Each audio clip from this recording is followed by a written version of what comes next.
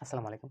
আজকে আমি কথা বলব বর্তমান দেশের যে পরিস্থিতি, এই পরিস্থিতিতে যে আইনশৃঙ্খলা বাহিনী বা আইনশৃঙ্খলা পরিস্থিতির যে অবনতি বা সরকার বিভিন্ন পদক্ষেপ গ্রহণ করতেছে এই আইনশৃঙ্খলা পরিস্থিতি নিয়ন্ত্রণের জন্য। যৌথ অভিযান বা ডেভিল হান্ট পরিচালিত হচ্ছে বা বিভিন্নভাবে এই দেশের আইনশৃঙ্খলা পরিস্থিতি বা ঢাকার বিশেষ করে ঢাকা শহরে বিভিন্ন জায়গায় যে অপরাধ প্রতিনিয়ত ঘটতে চলেছে, এটা নিয়ন্ত্রণের জন্য সরকার বিভিন্ন পদক্ষেপ গ্রহণ করছে। কিছু জায়গায় এই পরিবর্তন এসেছে বা কোনো জায়গায় দেখা গিয়েছে অপরাধ নিয়ন্ত্রণের চেষ্টা করছে এবং অনেক জায়গায় অনেক অপরাধীকে, শিশু অপরাধীকে ধরা হয়েছে বা আবার কিছু জায়গায় নতুন করে আবার এরকম অপরাধ সৃষ্টি হচ্ছে বা তৈরি হচ্ছে। এর ফলে দেশের যে মানুষের মধ্যে দেশের মানুষের মধ্যে একটা নিরাপত্তার ব্যাঘাত ঘটেছে বা নিরাপত্তা নিয়ে একটা শঙ্কিত রয়েছে তারা।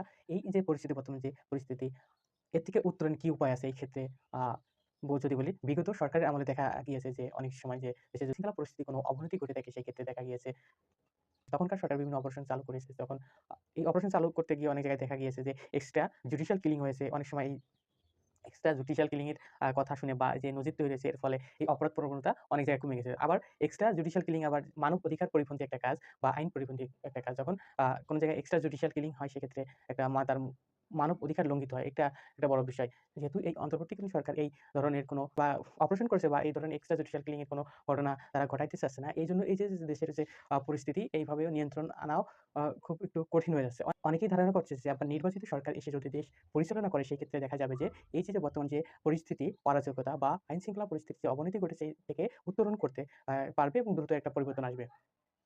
কিন্তু এই যে অপরাধ প্রবণতা দিন দিন বৃদ্ধি পেয়েছে বা সরকারের অন্তর্বর্তীকালীন সরকার যে বিভিন্ন উদ্যোগ গ্রহণ করছে, বিভিন্ন বাহিনীর সমন্বয়ে বিভিন্ন অপারেশন পরিচালনা করেও অনেক জায়গায় তারা কিছু উন্নতি করতে পেরেছে। আবার কিছু জায়গায় দেখা গিয়েছে আবার নতুন করে আবার নতুন কোনো অপরাধ এর সৃষ্টি হয়েছে এবং এর বিভিন্ন জায়গায় দেখা গেছে অ্যা হত্যা বা রেপ বা বিভিন্ন ধরনের অপরাধ সংঘটেছে বা ডাকাতি, বিভিন্ন ধরনের অপরাধ, চাঁদাবাজি, ছিনতাই, বিভিন্ন ধরনের অপরাধ দেখা গিয়েছে। এই থেকে উত্তরণের জন্য সরকার যদি আইন-শৃঙ্খলা পরিস্থিতি আরো আ উন্নতি করতে চায়, সেক্ষেত্রে আইন-শৃঙ্খলা বাহিনীর সদস্যদেরকে সক্রিয় ভূমিকা পালন করতে হবে।